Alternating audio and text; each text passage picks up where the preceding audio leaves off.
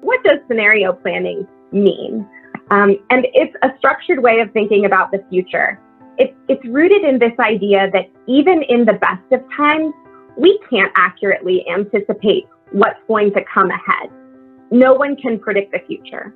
But what we can do is imagine multiple possible pictures of how the future might play out and rehearse or practice how we might respond if those futures come about.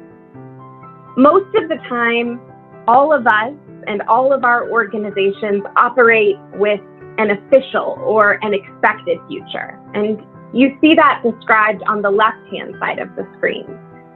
At best, organizations do financial contingency planning, where we plan for a best case year, a medium year, and a worst case scenario. That's important. But the disruption that we've all experienced is more than just financial. It gets at the very core of who we are and how we serve our communities. And so in our work, we really wanted to challenge some of the basic assumptions about what the future could look like.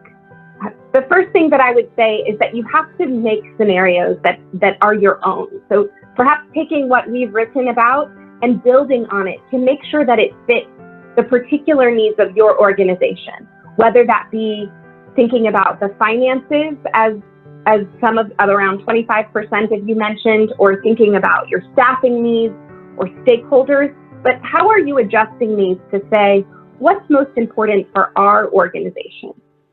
And just as important is to find your anchors and to have real clarity around your core beliefs and values.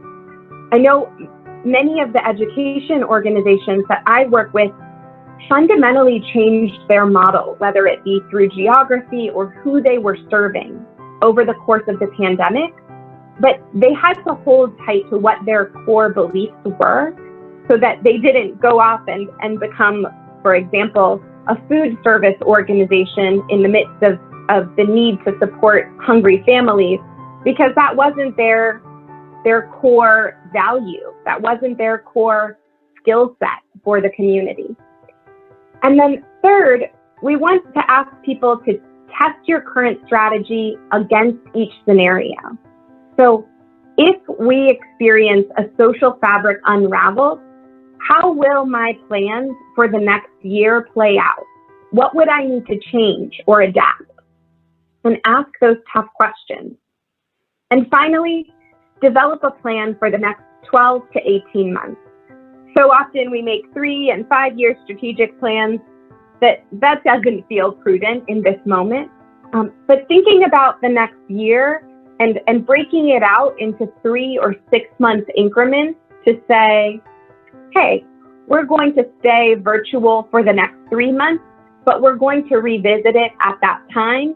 And staff, we promise to give you 30 days notice to get your childcare lined up before we require you to come back full-time into the office. Being able to make those kind of incremental steps and plans can be really helpful, both for your organization, but also for your staff to know there's a lot that's uncertain, but here's what I can rely on from my organization or from my team. And doing that has been really helpful for many of the organizations that we have spoken with.